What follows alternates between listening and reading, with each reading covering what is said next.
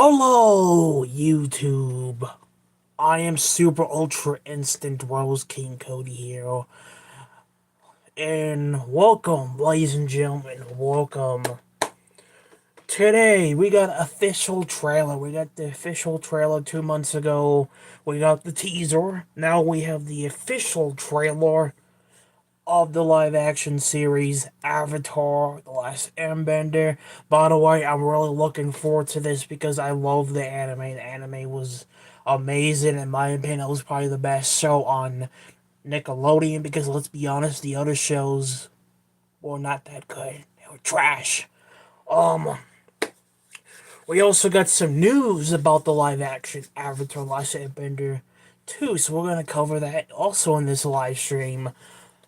As I say in every single video I do, make sure to comment, like, and subscribe for more awesome content by me. Also, I was fighting that copyright strike for a couple months on my YouTube, trying to fight that copyright strike, trying to remove it, trying to fight that. And I finally won the battle, so I no longer have a copyright strike on my channel, which is good.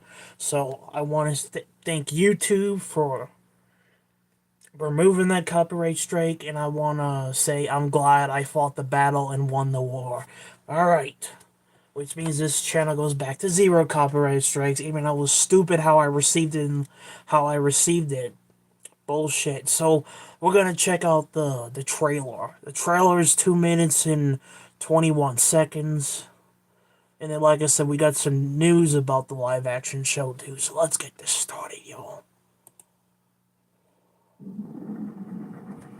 The Fire Nation is embarked on a dark path. I'm gonna do a breakdown to the trailer too, guys. So The Fire Nation is embarked on a dark path. And the world might never recover. The world needs the Avatar. It needs you, man. I finally got the name right. Oh yeah, the Avatar theme, bro. The Avatar theme, which is amazing, bro. Oh yeah. If the world is gonna have any chance, it's gonna need aim.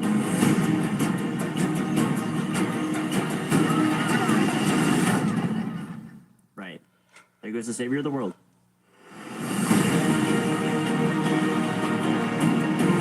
I chased down every hint of the Avatar. It's my destiny. Oh, this looks so good. I'm not someone who can stop the Fire Nation. I don't want the responsibility. You don't have to do this alone. You have me, Tara, and a flying ball of fur. What more do you need? Every 20-second. The world needs you. Remember what it is we're really fighting for. The ones we love. I'm the Avatar, and I'm gonna save the world. With my friends.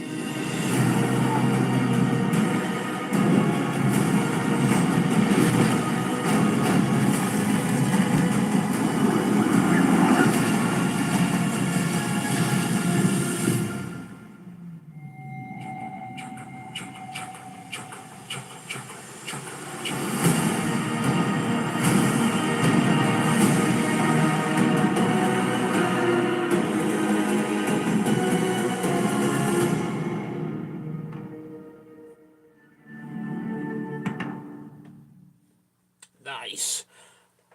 By the way, guys, I'm gonna do reveals on the episode, so stay tuned for that as well. Alright, now we're gonna break down the The trailer. Fire That's the Fire Nation ship of Prince Zuko, going to the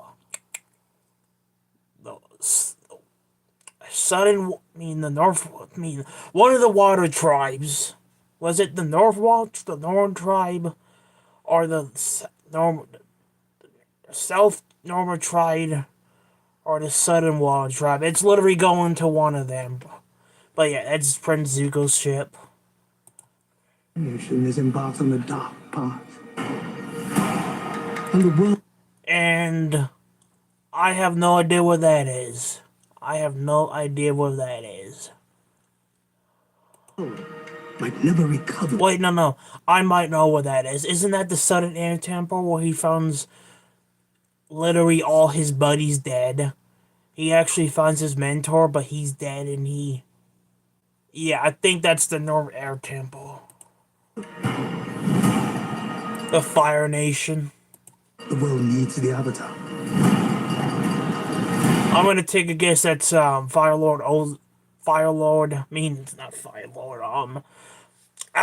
Roku's voice. I'm gonna take a guess at Avatar Roku's voice.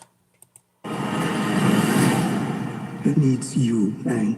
Yeah, that is that is Avatar Roku's voice. Okay, so I was right. Sokka and Conchara, literally you find the Avatar in a block of ice. It was literally trapped there for 1,000 years. Because he ran away from his he ran away from his people because he didn't want to take the responsibility of the Avatar, and then there was a storm and he got trapped in a log of ice for 1,000 years until... What was weird? YouTube, that was weird. He was trapped in a log of ice for 1,000 years until Sokka and Katara found him. The Avatar, bro. Dude, I'll literally say this again. That was probably the best series Nickelodeon ever had. Because let's be honest, the other shows were trash. SpongeBob and the Fairy Odd Parents literally ruined Nickelodeon. it pretty much killed it. I think Avatar kept it alive, though. Because people would tune in every week for the newest episodes. The Fire Nation is destroyed. Yeah, Fire Lord Ozai, there he is, man. By the way, in the anime, this guy's kind of a prick and an asshole. Everything in their path. He doesn't care shit about his son, which is sad. Prince Zuko. If the world is gonna have any chance, it's gonna need Aang.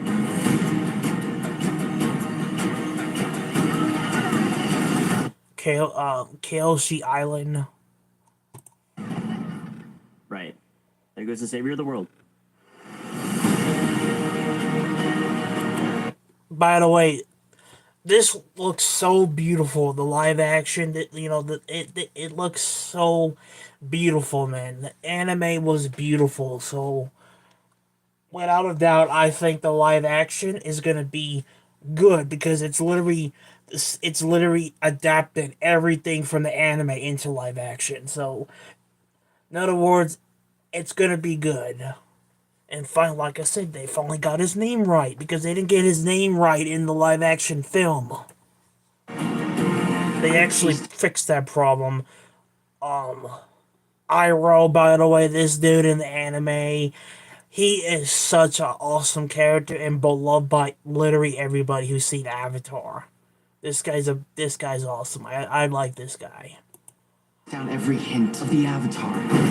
Fire Nation sorters look freaking cool, bro. Avatar. The Fire Nation, hold on, freaking frame it. Down every hint of the Avatar. Frank, what does it keep doing that? Avatar. Oh, Frank, come on, man.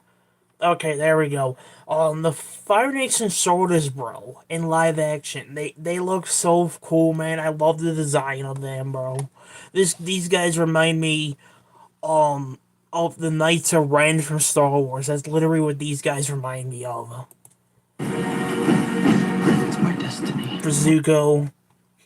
Zuko was also a good character. He went from being a bad guy to an ally with the Avatar, literally playing a role of the world being saved back into balance. Fire Bandit looks badass.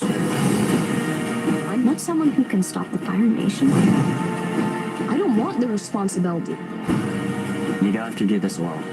You have me, Tara, and the flying Appa. Dude, don't forget about Appa. ball of fur. What more do you need? Momo.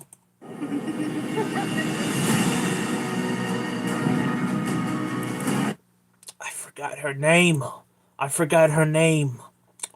The world needs you. Remember what it is we're really fighting for. Cool.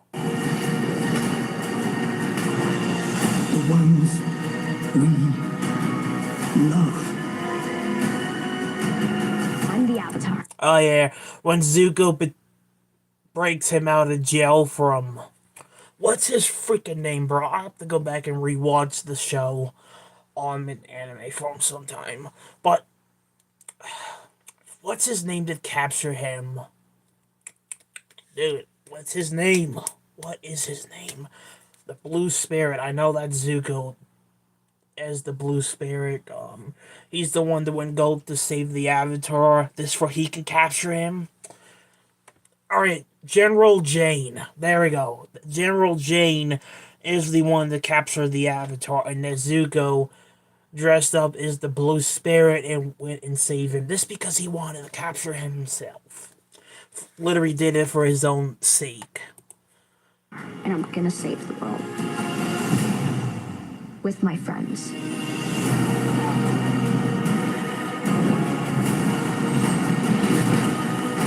Oh, even Earthbending looks freaking badass in live action. Airbending, waterbending.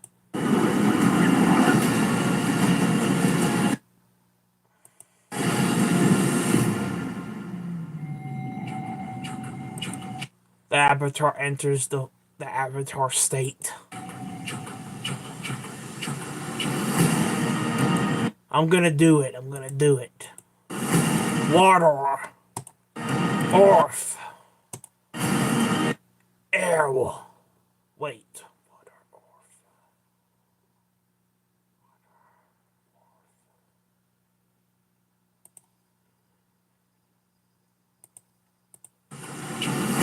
Water. Air. I mean water, earth, air. I'm gonna have to redo that. Water.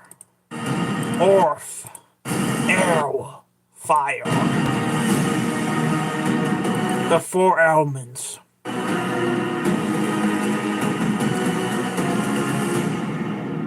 February 22nd, only on Netflix.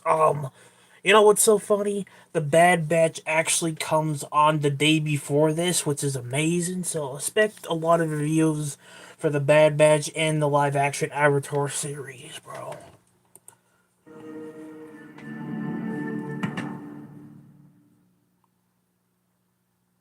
Oh, that looks so cool, bro. I never thought after I never thought after all these years they would actually do it in live action. And by the way, guys, that's actually the anime version. You should go watch the anime so you can actually learn more about it because I already seen it. So, all right, we got some news about the live action. So let's check this out.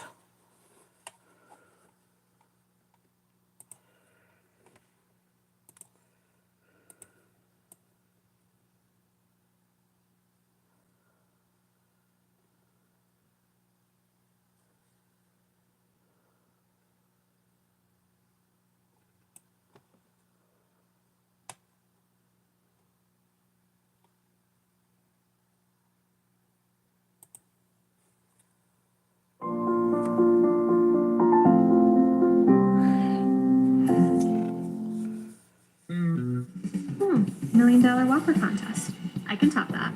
Listen to me.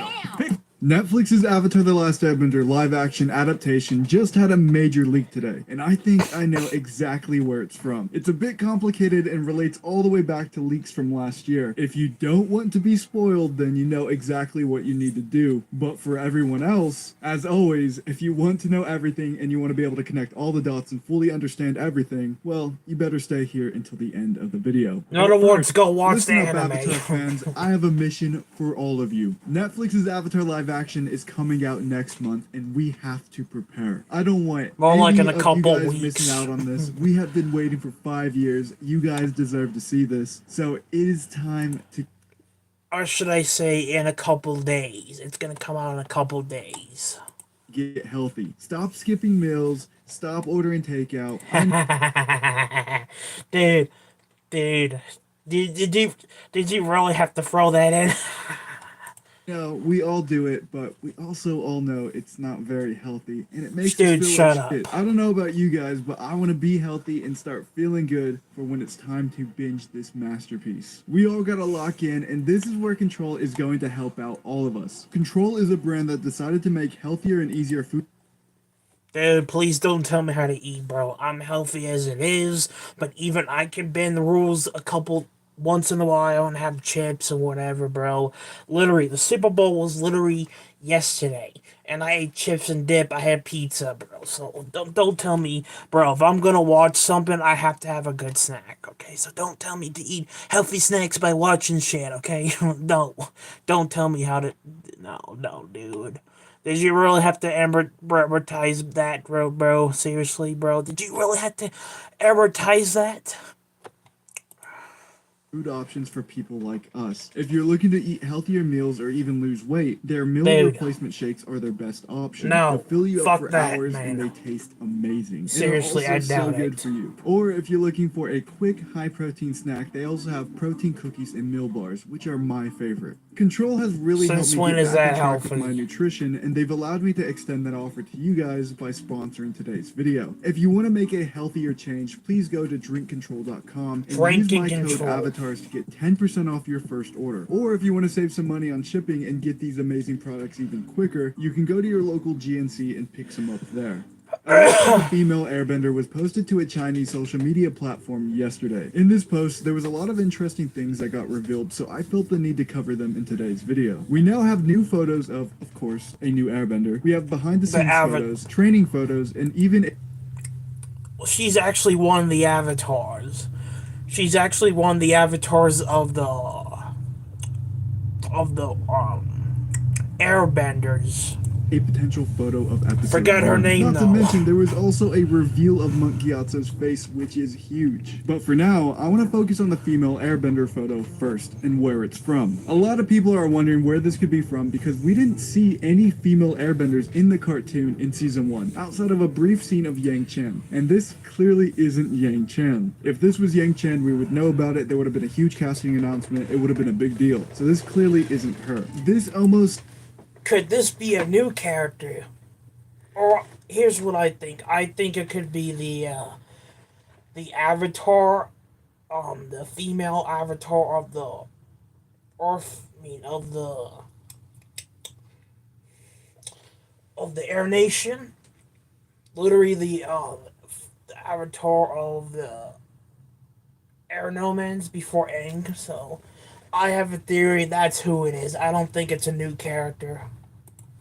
certainly relates all the way back to the leak that we received last year. I have over 100,000 more subs now than when I posted that video originally covering these leaks, so I'm gonna do a brief summary for all of the new people here and everyone who needs a refresher. In the opening scene of the show, the Air Nomads are celebrating a new tradition that was never discussed in our canon of Avatar. They are celebrating a festival that takes place during the summer solstice, aka a comet festival. I do want to note here, this exact same idea was done in a fan Let me guess, one of the Avatar mangas literally takes place after the season, after Aang and Zuko bring peace to the nations by defeating the Fire Lord and his Zuko's sister. I'm gonna take a guess that's literally where this is from.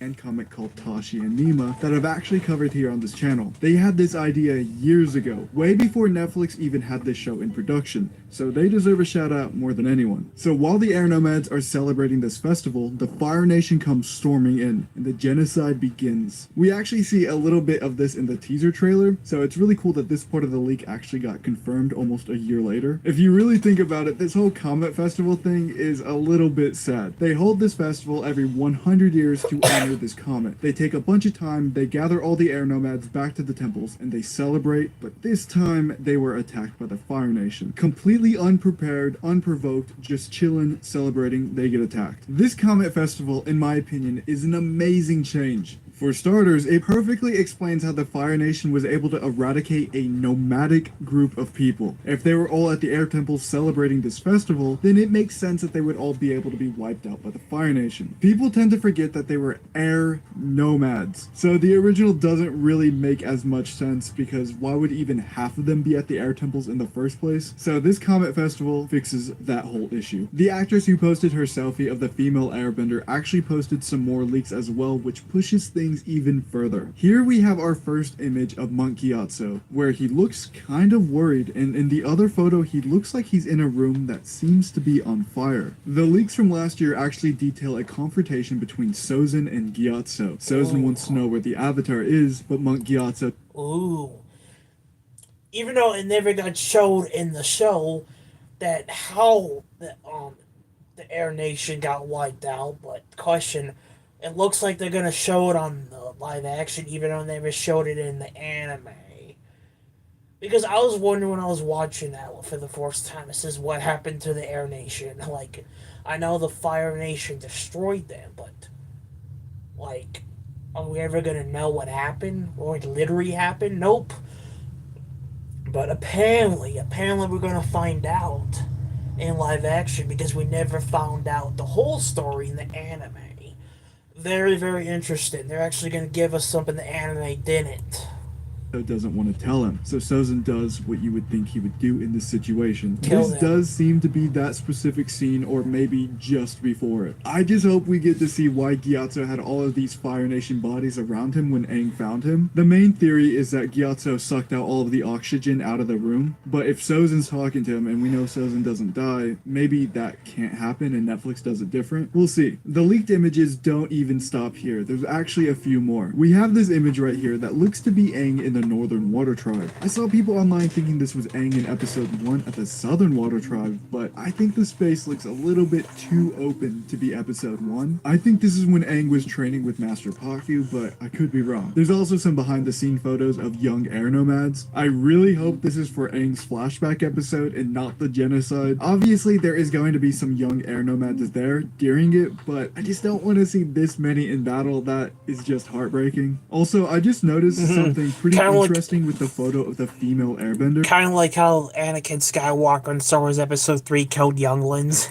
She's wearing a necklace that we only see Aang, Gyatso, and Yang Chan wear in the original. Obviously, this can't be Yang Chan, and we know for a fact it's not Aang and Gyatso. So I wonder why she's wearing it. Maybe in the live action, those who achieve spiritual enlightenment or something like that get to wear it. Or maybe it's just people who are qualified to teach airbending get to wear it. I guess it's possible that this isn't even the same necklace at all, and it's just some Tibetan prayer beads. But I've been told no one wears that many prayer beads around their neck, so I don't know. We also got a better look at some of the outfits that the air nomads wear. Here is what the female air nomads wear underneath their poncho orange bit. I don't know what it's called. It seems no one online really knows what it's called either. The shoes specifically are kind of funny. I know they're really accurate to what we see in the cartoon, but it's just funny seeing them in live action. I do think it's pretty cool that the actors shave their heads for the role instead of just wearing bald caps. Considering most of these people are just in a couple of scenes at best and they're not main characters, that's a pretty cool thing to do. This one right here, in my opinion, is actually one of the cooler images that we received. We have a bunch of airbenders standing around, but if we zoom in, we can actually see a little hiding spot right here. Here's what I'm thinking this is. I'm thinking Netflix added a scene where some air nomads tried to escape the air temples during the attack. And here is where they hide while Fire Nation soldiers hunt them out. The festival, the genocide, and then them getting hunted, that should really show the viewers how bad the Fire Nation is. Here is an image of an airbender's hand tattoo. It looks really cool. I don't really know what I can say here. The tattoo does look real. I can imagine people having these in real life, which is always a pretty big compliment for a live action adaptation. Like, this looks like it could be real. This does not look like it could be real. There's a couple more images here that I don't really find as interesting, but I'll go ahead and show you guys. Here is some people training, and here is an image of another airbender. I'm really starting to think that we're gonna get this official trailer in the next couple of days, because Netflix has already started posting trailers for shows that air after Avatar does. This makes me think that they have the trailer done, and right now, they're just waiting for the right moment to have the most eyes so they can drop the trailer. Again, like I said in my other video, this weekend is an extra long weekend, where the majority of Americans have an extra day off of work. If this trailer isn't posted this weekend, then I give up on predicting, and you'll never hear me mention it again until the final trailer comes out. Alright, please let me know what you guys think of all of these leaks. I read every single comment, and your feedback means the world to me. Also, while you're at it, please leave a like and subscribe if you're new. I will hopefully see you guys this weekend with a trailer breakdown. Once again, thank you so much to Control for sponsoring today's video. The link will be down in the description down below. Alright,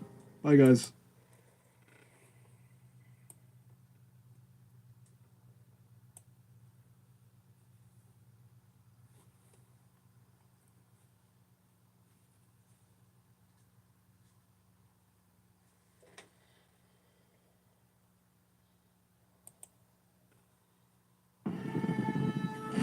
We have something the enemy does not.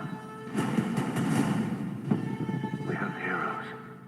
We just survived the Avatar drought. 19 days without any official new images or trailer, but I always believed. You guys might have lost hope, but I always believed. Being just a little over 1 month away from release, Netflix decided to release some new promo images of Avatar today. But that isn't the only interesting thing we have for today. We also finally have trailer news, and we know when that's going to be coming out, which is great. We'll get to that at the end of the video. But we also have a really cool interview with Albert Kim, who is the showrunner of Netflix's Avatar live action. He did an interview with the FFX magazine where he goes on to reveal a couple of really cool things. He goes on to talk about Azula's role in season 1, along with tough times after the original creators left production. As always, I'm going to be covering everything I just mentioned, so if you don't want to miss anything, well, Even you though better in the stay until the anime- end of the video. Firstly, let's talk Even though in the anime, Azula didn't show up until season 2. about the new information about Albert Kim's reaction to Mike and Brian leaving the production. He tells FFX magazine that there was a moment where he stepped back to think, what is this going to look like without them involved? He goes on to say that he felt very confident in the direction they had charted, and Netflix was also very enthusiastic about where things were going. So everything just felt organic to continue the show, even after they left, but it wasn't easy. There was definitely a moment like, wow, this is gonna be tough. I would have loved to have them as people I could talk to and consult and collaborate with, but again, that was a personal decision on their part. After that happened, it was just about moving forward the best we could, and what we felt was best for the project. He later goes on to talk about the overlap period between him and Bryke. A lot of people seem to think it was just Bryke leaving, then Albert Kim coming in and taking over, but there was actually a good bit of overlap there. I was really thrilled to ask them about everything, from even outside of what the show's going to be about, and just my own personal interest having followed the series for so long. He goes on to say that it was really fun talking to Bryke, and he also got to pick their brains on what the show should and could be. In this part of the magazine, Albert Kim goes on to detail more changes to the live-action series. He goes on to say that the original series never showed the Fire Nation attacking the Southern Air Temple, and that's something we do in our vision. During the interview, Kim goes on to reveal that the antagonist Azula features much more heavily in the new series' first chapter than she did in the animations. This is because he and the writers had the advantage of knowing a lot of the things that are ahead, and they absolutely play into that. He continues with the new issue saying, we know how big of a character Azula becomes in the series, so we had the benefit of hindsight in fleshing out her character and being able to tell a story with her in season 1. If I'm being honest, the only idea I have for including Azula in season 1 is just for Zuko's backstory. While going through Zuko's backstory to fully understand why he is the way he is, It would make sense to show Azula in some of those scenes. In season 1, we only knew about his dynamic with Ozai. We didn't really know about his whole dynamic with Azula. That wasn't really fleshed out until season 2. So having that information there could help out a lot. But we also know Mei and Ty Lee are in the series as well. It's just really hard to properly speculate as we've seen so little of the actual show. Now Albert Kim goes on to explain again, like he did many times, that this show is going to be more of a serialized drama. It's not going to be an adventure of the week type show. They all knew that they wanted to change some things, but just not for the sake of change. He confirms that there's going to be a reason behind every change. Now Albert Kim didn't really want to say too much about these changes, but luckily the show comes out next month, so we're gonna see. Now I agree, the format has to change. In the original cartoon, they just popped the characters wherever they needed them when it was convenient. If they needed them in Omashu, the next episode they would start in Omashu. The gang would kind of just pop from place to place to place at the start of each episode, and they can't really do that when they have an 8-episode drama series. It just isn't gonna work. Finally, we get to the promotional images. First up, we have this new image of Aang. He's in this sort of crane stance, which is surprising. Well, it's only 8 episodes. So this is only an 8-episode series, bro. No. You can't just do 8 episodes. There better be more than 8. Like, I want more than 8 episodes, bro. Let's not follow the Star Wars. Let's not do that. Let's not do that. There better be more than 8 episodes, bro. I want more than 8. But if we're gonna get 8, it is what it is. Even though I will have 8. I will have more than 8. I don't think we've ever seen Aang do a crane stance in the original. I don't know if you guys have ever played For Honor, but all I can think about is no right here. If you guys played For Honor, you know exactly what I mean. I know all of these images of Aang on top of the mountain are sort of like an homage to this iconic image right here. I do like the extra detail Netflix adds. In the original, it was just Aang on top of a mountain with the whole mountain range in the background, and that's all you see. But in this image right here, you can see an air temple in the background, with, of course, the iconic mountains. Now that I see this air temple, I'm actually curious what the other air temples are going to look like. Like, are they going to be exactly the same as this one? Because this one looks exactly like the one we see in the trailer, so maybe it's just the same one. Or are they going to make them all look different like in the cartoon? I don't know. They could go either way. Katara. Always looking fire. Every time we see new images of Katara, I'm like, that's Katara, man. I actually don't think they could have found a better Katara. Obviously, we haven't seen any of the characters acting yet, so I'm just going purely off aesthetics. Katara is in more of a Tai Chi-esque type stance. Forgive me if I'm wrong. Traditional martial arts have never been my thing. I know a little bit about them, but I've always been more of a modern fighting kind of guy, which is why I kind of relate to Korra a lot more. I love this water drip effect they have going on here with the water bending. As the water is getting pushed forward, bits of water are dripping off. If that's truly representative of what we're going to be getting in the show, then I like that. That's going to be fun. I do actually find this kind of funny. There's the igloo in the background, some footsteps, and Katara over here looking really serious and waterbending. All I'm imagining in my head right now is her coming out of the igloo, walking 20 feet away, and striking a pose for the camera. Like, it's just kind of silly. Here we have Sokka in Kyoshi Village holding up his boomerang. I don't really have a lot to say here, as we've kind of seen Sokka hold up his boomerang in every image now, but he looks cool. I do like the Kyoshi Village being more hut-like. I think they had like brick on their ceilings for some reason in the original, but this makes sense. Lastly, we have this image right here of Zuko in the Fire Nation. When I first saw this image, at first glance, I was like, oh, he's in Kyoshi Island and it's getting burned down. But no, it's actually just the Fire Nation. And it almost looks like the Fire Nation capital, which we never got to see until season 3 in the original. So maybe we are getting those scenes of Azula and Zuko interacting in the Fire Nation. Flashbacks, of course, not like current day stuff, but that would be a really fun change. We've seen Zuko in this outfit so many times now, it's not really anything new, although I never noticed those little dragon scales on the bottom of his outfit, along with the Fire Nation insignia right there too. Wait, I just noticed something huge. All of these images say master your element. Water, fire, earth, air. Netflix is trying to tell us that there is an all-new element being added. Boomerang bending. It's been right in front of our eyes, see, and That boomerang bending. I don't think so. master your element. boomerang bending. As for the official trailer, we finally have a big update. The official trailer after party is set to go live on Monday on Netflix's official YouTube channel. So that means the trailer has to either be today, tomorrow, Sunday, or Monday, which is the same exact day as the after party. We are finally in Endgame now. Oh my god, it's been so long. Of course, when this trailer comes out, I'll have a full breakdown as soon as I reasonably can, probably a couple of hours after the trailer drops. So subscribe for that, and also subscribe to stay up to date on all things Avatar, as I pretty much cover everything here. Well, at least everything I find interesting. Anyways, that's been the video. See you guys hopefully tomorrow with that trailer breakdown. Cool.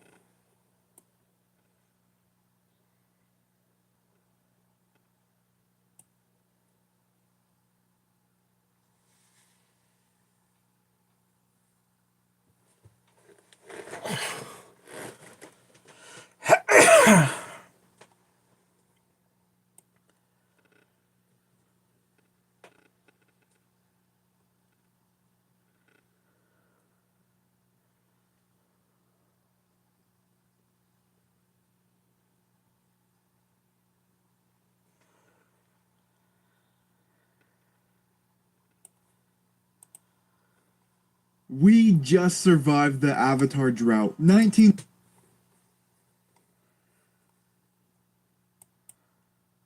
just released their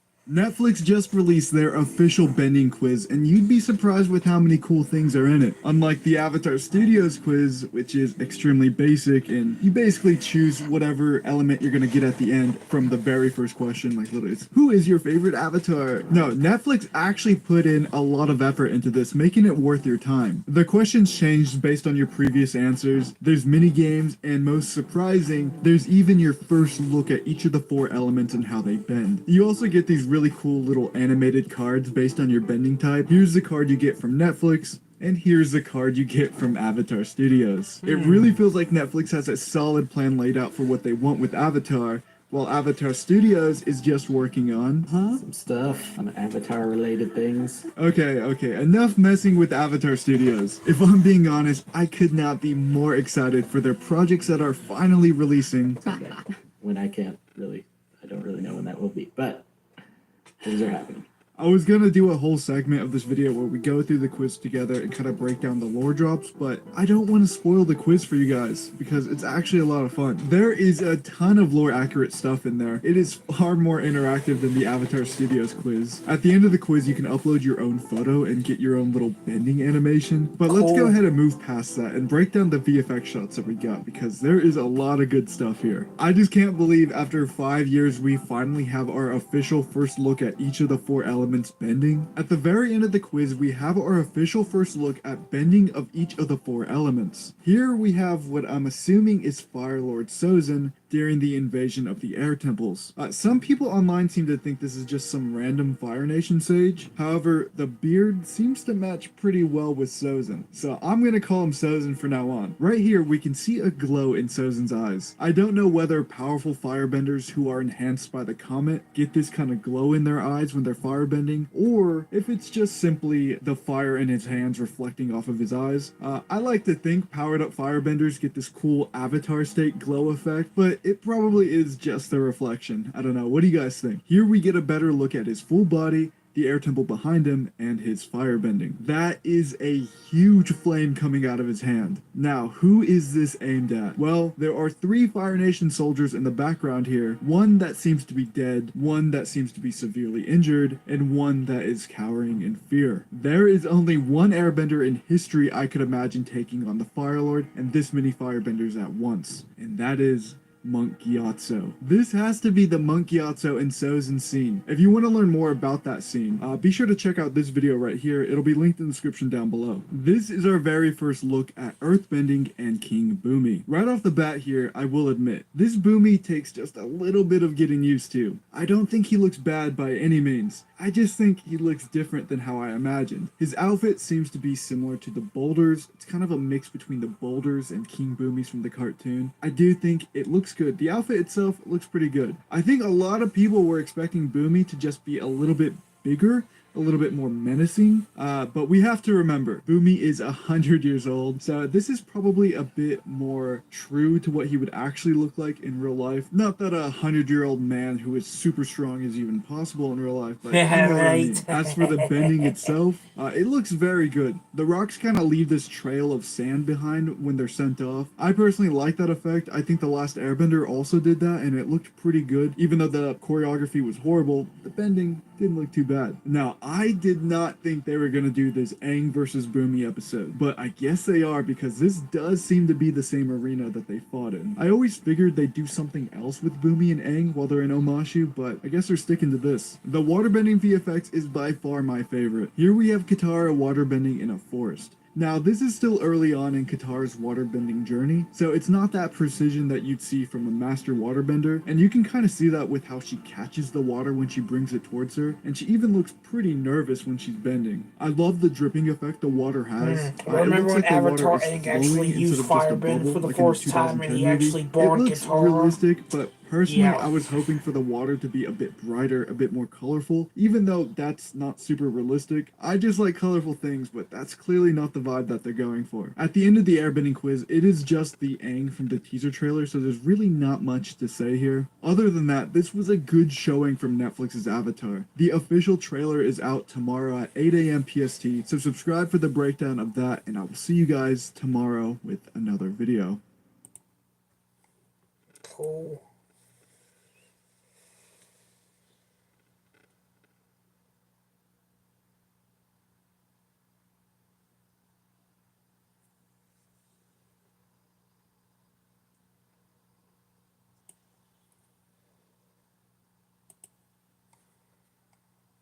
Welcome to the University of Wyoming, where the spirit of innovation and boundless curiosity.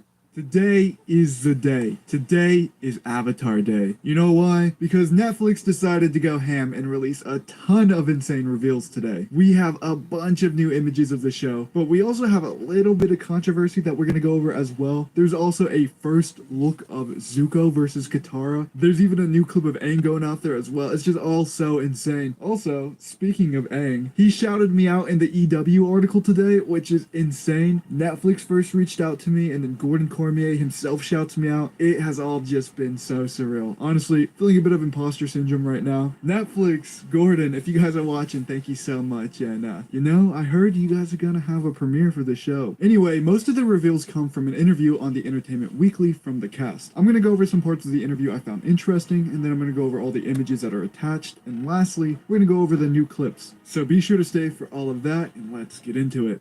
Firstly, can we all just appreciate how awesome this video is that's attached to the article? It looks so sick. One of the more interesting things about this article is when Albert Kim compares the live action to the cartoon, stating that the live action vibe is much more similar to season 2 and 3 of the cartoon. So it's just a better blend of comedy and seriousness, and tackles some of those more mature themes that you see in season 2 and 3. How Aang coded is this? This sounds just like Aang. You know, Aang's just being a little bit too honest here, and it's just somehow talking about this topic. It's kind of wholesome in a weird way. These next two quotes come from Katara, who's played by Guy Wendio, and Sokka, who's played by Ian Owsley. And I kind of have a lot to say about it. Guy Wendio says, "I feel like we took out the element of how sexist Sokka was. I feel like there were a lot of moments in the original show that were iffy." And Ian Owsley agrees with her, saying, "Yeah, totally. There are things that were redirected just because it might play out a little differently. I will admit this. In modern times, having Sokka be sexist is kind of a slippery slope, but Sokka being sexist is a part of his character development. He would say things like, girls are better at fixing pants than guys, and guys are better at hunting and fighting, but he would later go on to get humbled by the Kyoshi Warriors. In the Kyoshi Warriors episode, Sokka learns that there are girls who do the same things that he does, and they do them even better than he does. The Kyoshi Warriors were more skilled than him, they were more disciplined, they were stronger. This makes Sokka rethink his whole life philosophy. This makes Sokka go from an immature kid who is sexist to a man that respects everybody. Now, you guys know me. I'm not one to immediately jump on the bandwagon of, oh my god, everything's so bad. Like, no, I don't do that. I haven't seen the show. I'm not going to call this a bad change yet. There is a chance that Sokka goes through another arc that is just as satisfying. Maybe he goes through this whole arc where non-benders can be useful in season 1 instead of in season 3, and it's still super impactful to his character. I really just need to see what they do, because it could be amazing or it could be bad, who knows. As for the new images, there are so many of them and they all have me so hyped. Here is Azula and Ozai. Now, there is a few really cool things in this image.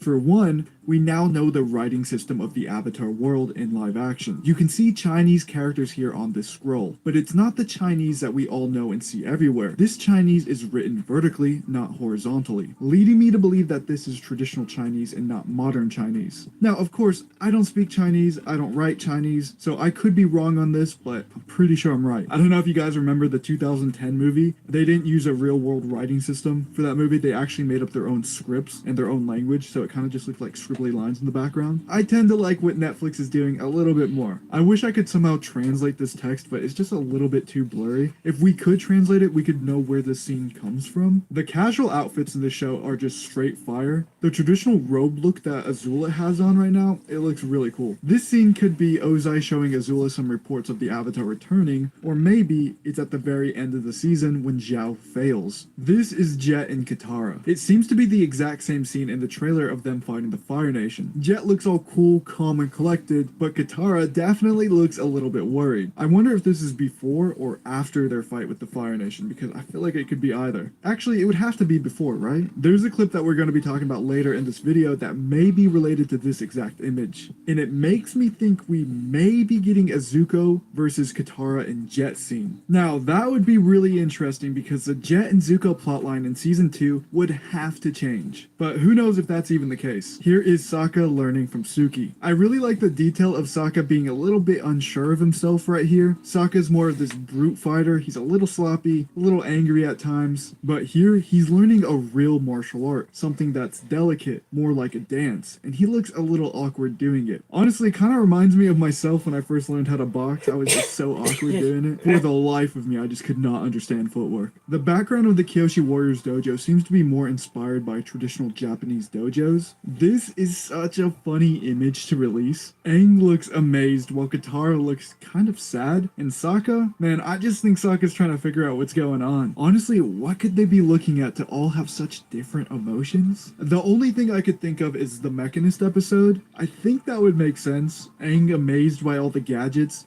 He doesn't have to be salty this time because they didn't take the Northern Air Temple, so now it's just good vibes from him. Sokka's engineer brain is probably going wild. Maybe this time Katara's the one that suspects that this is Fire Nation? I don't know. The Zuko and Iroh one is also pretty interesting because they look amazed at something. They're in front of Zuko's conspiracy theory board. Now, I know I just pointed this out in my last video, but it seems like dragon culture is much more ingrained in Fire Nation culture this time around, like much more than in the cartoon. Zuko's conspiracy theory board is filled with dragon scales, and so are most of the Fire Nation outfits as well. Actually, since the board isn't filled out very much like we see in the trailer, this kind of leads me to believe that this scene is early on in the show. Maybe this is way after. Why so serious? We create the world of the dream. It's called Inception. I'm not gonna lie. Aang breaks free. As I'm recording this video, Albert Kim posted another photo of Aang, and this one is really interesting. Here is Aang reading a book, and that's kind of weird, right? But also, there's Heibei's statue in the background. Now, this book in the background was not in the original. I was told a massive spoiler a while back about a book and someone really surprising owning it. I'm not going to spoil that for you guys, but I will say this. At the time, it almost seemed out of character for that character to have this kind of book. But seeing that character in live action, it makes much more sense now. I'm not going to spoil who it is because that would be messed up because it's actually a cool change. But also, I don't even know if this was related. What if this is how Roku tells Aang to come to the temple? What if it's completely different? Yeah, I just don't know. Also, can I just say that is an amazing shot, by the way? As for the clips that I mentioned earlier, we have Meet Aang and Meet Katara. And both are surprisingly revealing. Meet Aang starts off with Aang showing off some airbending to Katara. This seems like it takes place right right before they go on the Fire Nation ship, which is in the background here. This is probably when Katara was like, "You're a bender, you can teach me how to waterbend," which is not how it works. And of course, Aang doesn't know how to waterbend, so he probably just shows her some airbending here, and maybe he even explains the basics of bending. The dialogue in the background is Gyatso telling Aang that he's special. He's the most talented airbender he's ever known. But Aang, he doesn't want to be special. He just wants to be a regular kid. Gyatso tells Aang that he's the Avatar, and the clip ends. This is technically our first ever look at Gyatso. It seems like in this show we're going to be getting a lot more scenes of Gyatso and Aang interacting, which could be really cool. Something else that I noticed, which I may add, could just be the lighting, but probably not. Gyatso's arrow almost looks like a solid blue line, while Aang's arrow has a bunch of designs inside of it. I'm thinking this was done on purpose. Tattoos in real life fade away a little bit as you age. Gyatso is extremely old. The designs in his tattoo are fading a little bit, and that would make sense. But again, it could all just be the lighting here. Meet Katara starts off with Katara's first time manipulating water. You can hear Aang in the background of this clip sounding adorable. He's like, "Katara, you're a waterbender." I do actually like the dialogue in this clip. Katara's like, "I'm a warrior, I should be doing more for my people." And as she's saying this, we get this really great shot of the Southern Water Tribe. Now that is a lot more members than in the cartoon. In the cartoon, wasn't it just Grand Sokka, Katara, and like 5 different kids? This is a lot of people. However, I think they nailed the aesthetic. The aesthetic looks amazing. If you look closely, you can see that the igloos and structures in the background are made with bones. I saw this in the trailer too, but I wasn't too sure, so I didn't say anything. But now, this kind of confirms what I was thinking. We got this clip of Katara waterbending a couple days ago, and we didn't know where it's from. But now, in this new clip released today, it's been extended. Here is Katara shooting water at Zuko, and Zuko blasting fire right back at her, causing a massive explosion. The clip ends with Katara saying it's their duty to protect the Avatar.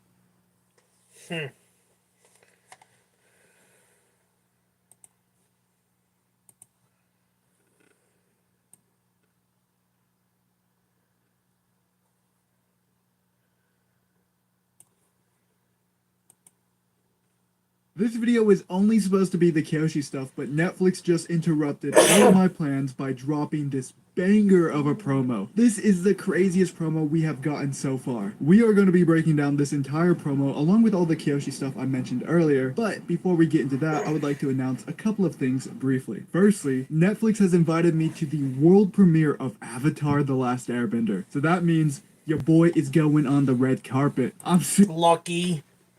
Dude, you're so lucky. You get to see the episode before everyone else. Lucky. I wish I can go, bro. super nervous about all of this, but this is a once-in-a-lifetime opportunity, so you already know I'm going. If you guys want to see updates regarding this event, go follow my Twitter account because I'm going to be posting whatever I'm allowed to. Unfortunately, I didn't receive a +1, so it might be a little hard for me to take pictures of all the red carpet stuff, but I will try my best, so go follow my Twitter for all of that. As for the new promo we got, it's only 14 seconds long, but oh my god, did they reveal so much information, so let's go over it. I am legitimately more excited to talk about this teaser than the 4-minute behind the scenes video we got last week, which, you know what, let's just go ahead and break it down.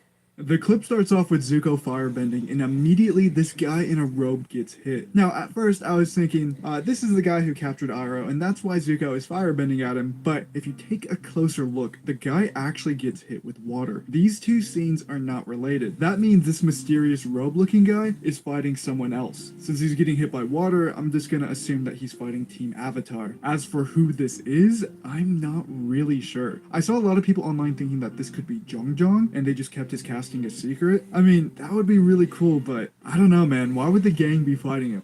Who do you guys think this is? Next, we have a clip of Aang doing a backflip, followed by some air nomads fighting. Now, these are master airbenders. You can tell by the tattoos on their head. This is definitely them fighting firebenders during Sozin's Comet. I cannot wait to see the whole Sozin's Comet thing. I heard it's a little disturbing from people who've seen it already. They say it feels just a little too real, which I like that. I'm excited to see it. After this, we get our official first look at Avatar Kyoshi, and yes, it is a little blurry, but that is her. What's most interesting about this is Kyoshi is in an entirely different location than the last time we quote-unquote saw her. In the behind the scenes video and along with the trailers, someone comes down from the sky and knocks over all of Zhao's army. Now, when this was in the trailers, we had to take a guess that this was Avatar Kyoshi because the outfit wasn't bright like Aang's. but the clip cut just a little too soon to know for sure. But now in this behind the scenes video, they actually let the clip play out for a couple seconds longer, and you can clearly see green armor here, which means this has to be Avatar Kyoshi. So what do I think's going on here, and why is Kyoshi in the Avatar state in two different locations? Is it a flashback, or is it something else? Here is my best guess about the whole situation. When Aang first looks at the statue of Kyoshi, he establishes a connection to Avatar Kyoshi, but he doesn't fully meet her yet. Later, the village is getting attacked, but not only by Zhao's army, but Zuko as well. Aang knows that Team Avatar probably can't do this without some major help. Kyoshi village is getting burned down and they are losing this battle. So Aang runs away, which is why the mirror is screaming, "Where is the Avatar?" in this clip. Aang goes and he meditates and he meets Avatar Kyoshi for the first time. And Kyoshi basically does what Roku does in the winter solstice. Kyoshi takes over his body in this scene right here, then rushes to the battlefield and wipes out most of the army. I think all of this is extremely likely to happen, maybe not in that exact order, but it makes sense. One thing I want to nitpick just a little bit, and it's by no means a big deal at all, but I always like how when Roku took over Aang's body, he looked kind of spirity. When everybody saw Roku, they knew that was a ghost, and he came back just to fight them, which again is a very small nitpick and by no means a big deal. Honestly, I'm just so excited that we're finally getting more Kyoshi. With this whole statue thing, her in two different locations, it really feels like we're going to be getting a lot of her in this episode. Here we have either Sokka getting jumped by the Kyoshi warriors or maybe saved by them. I don't know if they're doing that whole thing where the Kyoshi warriors capture the group. I don't think they're gonna do that, but who knows. Suki's mom is just going off with these fans, and that is a ton of fire right there. It looks like the Fire Nation is about to be even stronger in this version than in the cartoon, which I didn't even think was possible. Here is some more Zuko firebending. The key thing here is hearing Zuko scream when he firebends, just like he did in the cartoon before he learned the proper way to firebend. Really nice attention to detail here. Now, this one right here is crazy. Here we get a better look at the Agni Kai between Ozai and Zuko. This is different. In the cartoon, Zuko begged for forgiveness and chose not to fight his father, and that was ultimately the reason why Ozai decided to burn him and banish him. In this version, he seems to be dodging all of Ozai's attacks and potentially fighting back. I am so curious to see how this is gonna play out. I could see Zuko dodging all of the attacks at first, and then the realization sets in and he's like, I don't want to duel my father. So he kneels down and he begs for forgiveness, and that's when Ozai burns him. If it goes like that, that would probably hit just as hard as the original, but again, I don't think I'd mind something radically different even, because I don't want a shot-for-shot remake of the original. I know a lot of people seem to want that, but I don't. I've seen the original so many different times, and it's getting kind of old, right? So if they do something radically different with this, I'm happy. Except for season 2 and 3. I kind of want those to stay close to the same. Here we have more scenes of Boomy and Aang. I'm going to take this time to ask Netflix to please add some camera shake to the earthbending. They are moving these giant rocks, but I don't know, man, it doesn't feel all that powerful. I was thinking about this, like, what is it missing? So I went back and watched the cartoon scenes of them earthbending, and basically every time they would lift a giant rock out of the ground, the screen would shake almost like an earthquake. This is such a simple fix, I could probably do it myself, and honestly, it's not that big of a deal because I don't think the general audience would even care about this, but to me personally, I think it would add to the immersion. But what do I know? There's probably a reason they didn't add this. I mean, the showrunners probably know more than I do. Monk Gyatso is going ballistic with this staff. I'm so happy that we're gonna get a scene of Monk Gyatso beating up some Fire Nation soldiers. I was really hoping we were gonna get scenes of him beating people up and not just Sozin killing him, so I'm happy with this. Here we have Zuko using a staff as well, which is interesting. This seems to be the same market scene he meets Aang at, so maybe they have a brief battle in Omashu. Man, Omashu seems kind of crazy. Like, this episode you have Aang versus Boomy, you have the Mechanist and Tio, you have Zuko and Aang fighting too. Like, how are they gonna pull off all of this in a 1-hour episode? Maybe it's a 2-episode type thing, which would make more sense because that is just so many things to happen. This part right here, I'm not sure if this is just fancy editing and the editor is just taking a page out of my thumbnail book, or if Aang is actually just entering the Avatar state in this scene. It doesn't seem like a dire circumstance where he needs the Avatar state's power, so I'm gonna assume it's just fancy editing, but it looks awesome either way. There was also another Zuko clip released today. Now, I'm not gonna go scene for scene seen in this little clip right here, I'm just gonna go over what I find interesting. Netflix seems to be hammering in this whole Zuko daily diary type thing going on here. It's in 2 different clips now. He's writing about the Avatar in what looks to be like a journal. I guess Zuko has a diary in this version. You can see on Zuko's shelf here that he has a bunch of statues of past avatars in his room, and their eyes randomly start glowing. I'm assuming this is how he knows Aang is back. He sees these mini statues glowing, so he runs outside and he sees that giant beam of light. Now, what's interesting about this is that you see all of the common avatars here, like Kyoshi, Korok, Yang Chan, but who is this? Is that Zuno from Dragon Ball?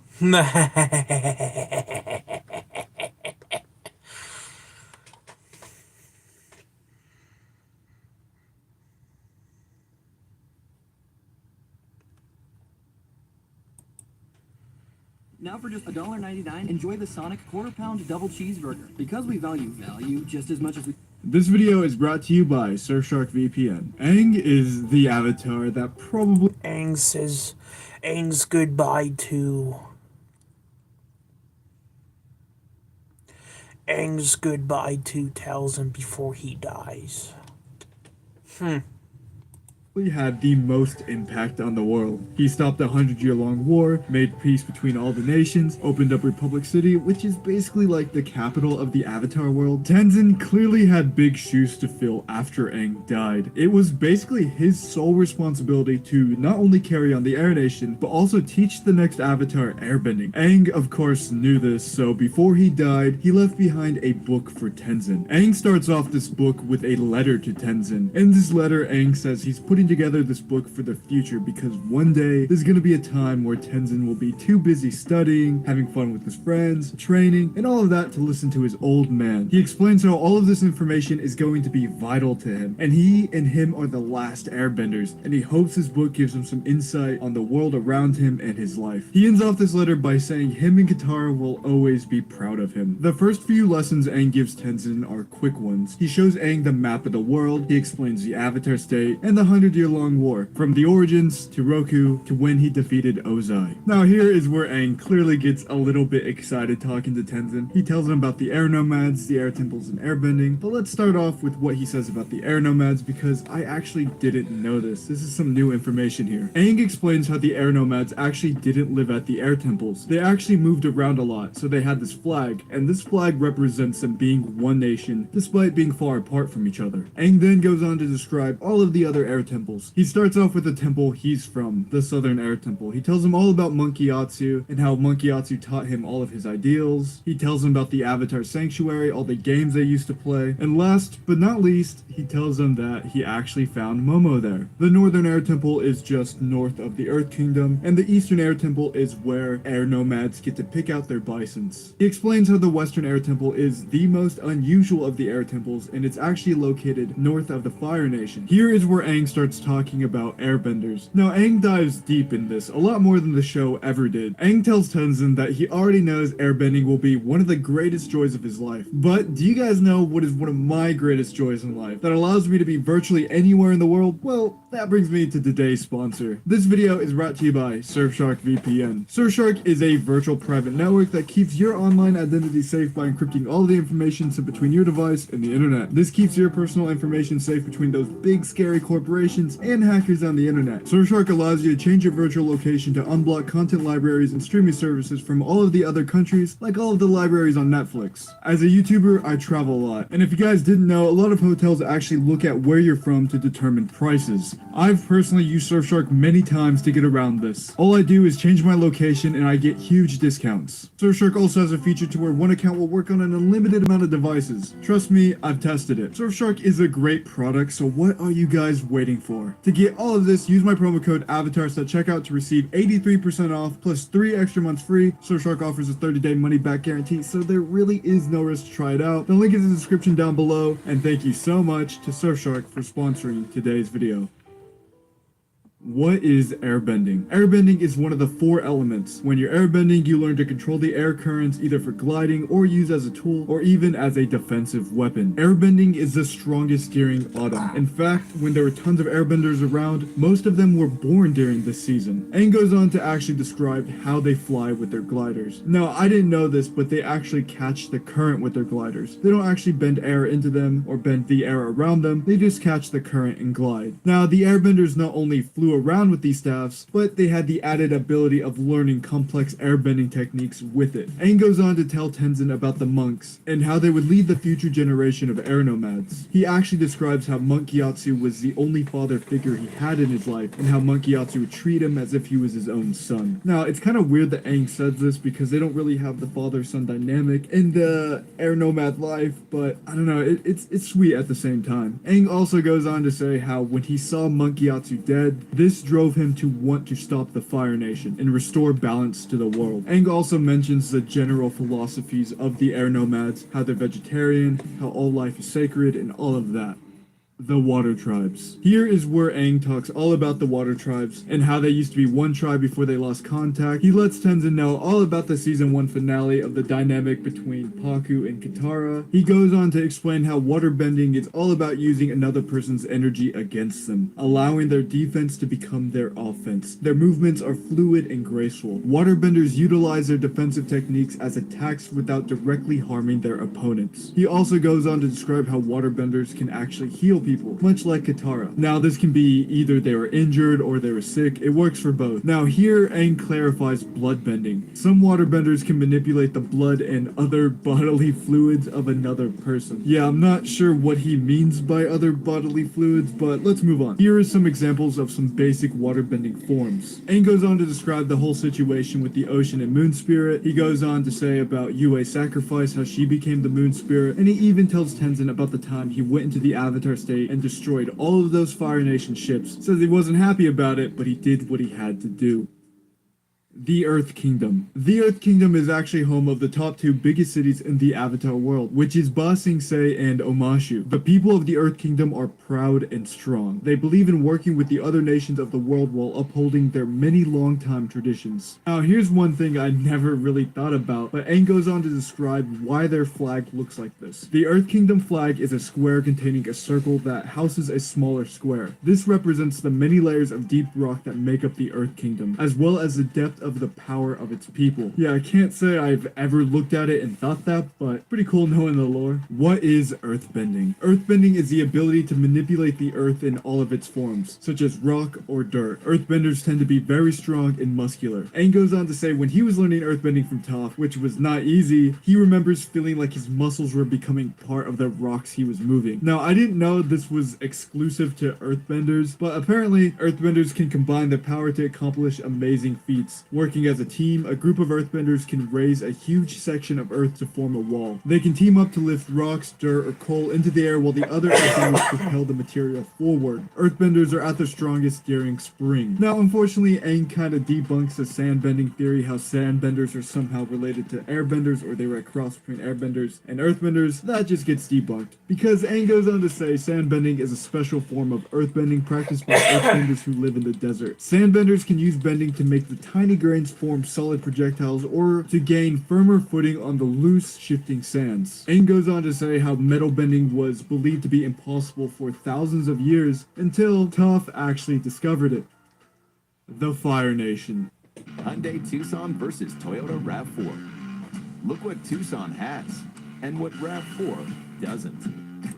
The Fire Nation is located on a group of volcanic islands, many of which are still active. It was once the world's leader in technology, advancements, and industry, but prosperity didn't spread to all of its citizens. Fire Lord Sozin, Azulon, and Ozai were responsible for the 100-year-long war, but Zuko and Aang believe the Fire Nation can correct its past. The Fire Nation flag contains their national emblem, which is a teardrop-shaped flame into the center of a triangular banner. What is firebending? Out of all of the elements, firebending is the most aggressive and offensive orientated. The manipulation of fire is controlled through the breathing. The more skilled Aang got at firebending, the more he felt his hot breath fueling his hands, and feet as they channeled the flames that he was bending. All firebenders draw their power from the sun. Some powerful firebenders even have the ability to generate and redirect lightning. This technique requires a level of inner peace. The first human firebenders learned the technique from the dragons, the original firebenders. Of course, who would have guessed it? Their strongest season is summer, and goes on to say that the philosophy of the Fire Nation is mysterious and aggressive. For generations, an all-powerful Fire Lord dominated his people, who lived in fear. Aang says he needed every single ounce of courage in his body to confront the Fire Lord during the war. However, since the war, Fire Lord Zuko has worked hard to change the pattern of ruling through intimidation. This is one of the final and most important lessons that Aang is gonna pass down to Tenzin. Tenzin, there's something else I want to tell you. My friends and I always believed that we were fighting for what was right. However, you can see from these wanted posters, sometimes the other people around us didn't agree with us, so they ostracized us. I think history has borne out that we did the right thing, but you should remember that every story has two sides, and not everyone always agreed that we were the good guys. Time teaches you to be wiser and make better choices, and we had much to learn.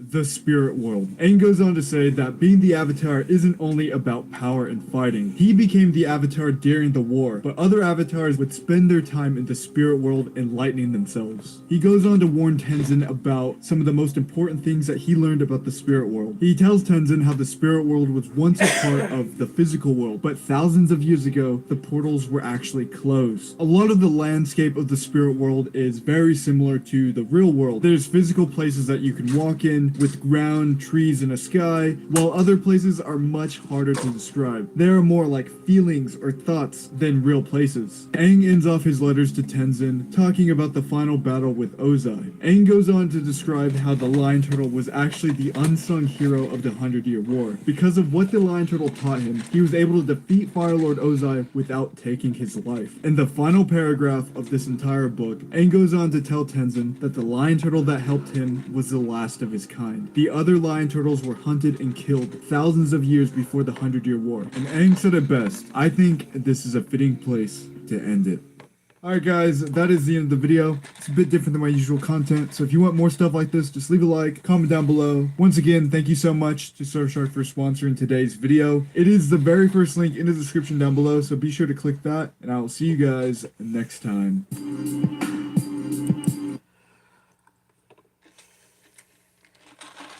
And ladies and gentlemen, I'm gonna end this live stream because I have physical therapy for my bad leg tomorrow. So stay tuned for another live stream sometime this week too. We have some more news about Raid Zero Season 3. I also did another live stream today, my reaction to Fate Stay Night Remastered video game for the Nintendo Switch. Thank you for coming by, and I'll see you guys this week for Raid Zero Season 3 news. And very soon I will have the next part of the Sword Online video game of me playing Sword Online, the last resurrection. You guys have a good night or day, and I'll see you guys on the next video. Make sure to comment, like, and subscribe. It is your destiny, and I'm looking forward to the live-action Avatar series, because let me say this, I think it's going to be amazing. A lot of people hated the live-action movie, but here's the thing, I actually liked it, except for one thing. They didn't say that.